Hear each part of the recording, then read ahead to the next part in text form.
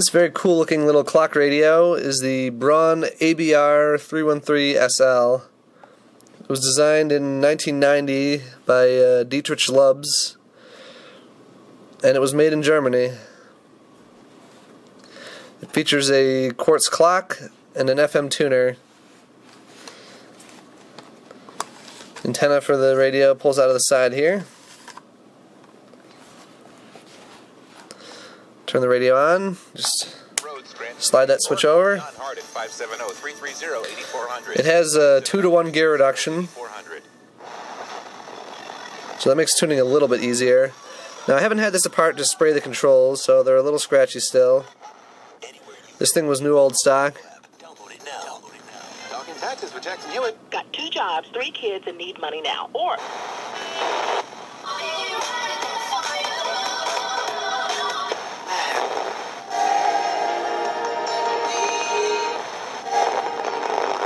WCDW Port Dickinson and WCDW HD1 Port Dickinson, locally owned and operated. The speaker is tiny on this thing, so it does not play very loud. It's only about an inch in diameter, or a little bit more. A day before the Iowa presidential caucus.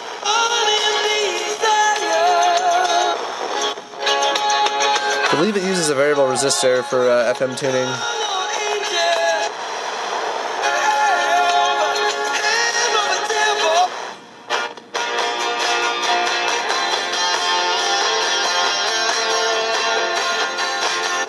Plus, there's lots and lots.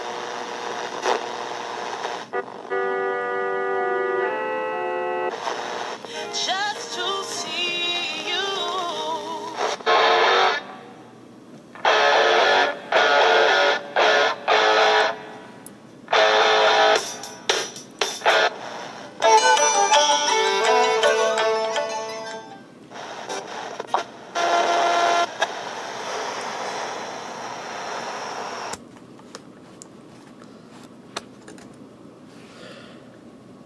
The clock has a little light that turns on when you press either of the buttons down.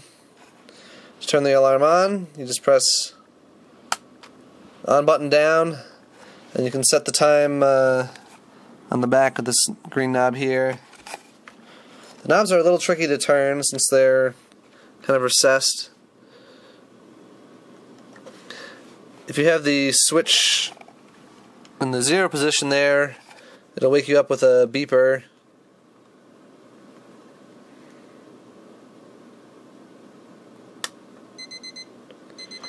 If you have it slid over to radio, it'll wake you up with the radio.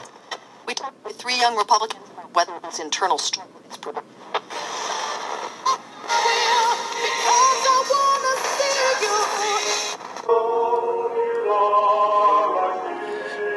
These clever little tabs on the top of the lid won't let you close the lid with the alarm turned on. You have to switch it off and then close the lid.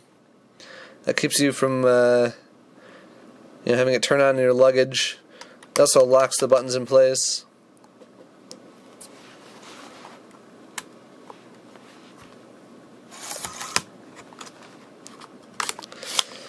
Overall, this clock radio was very well thought out,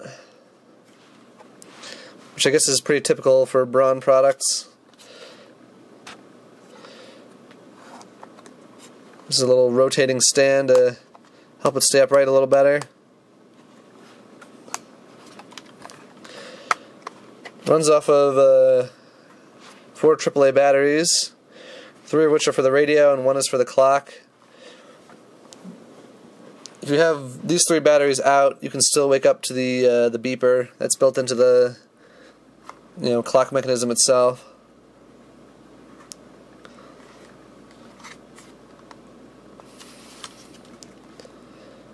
I like this angular design. The only complaint I'd have for this thing is that the speaker is really too small. You can see that the batteries occupy most of the space here. So the speaker is one of those really thin membrane ones, and the sound quality leaves a little to be desired. I'd rather they had made this thing a little thicker and then put a better speaker in there. I have the original box for this thing. I got this radio pretty cheap because the box was battery damaged. But even if it was just the radio by itself, $10 is not bad. Thankfully the radio was in its little plastic baggie, so the radio did not suffer any damage. Guessing the battery damage to the box is why it wasn't sold. Here's the original manual. It looks pretty thick, but that's because it's got the directions in a ton of different languages. Here's the English directions.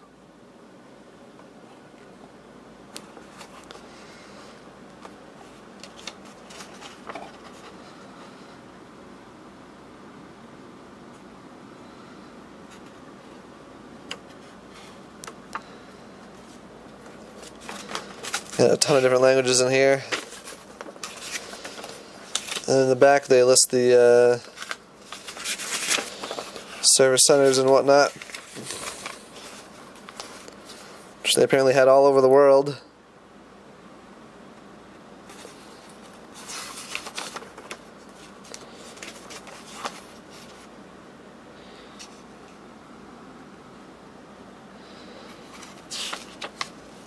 Wonder how many of those are still open.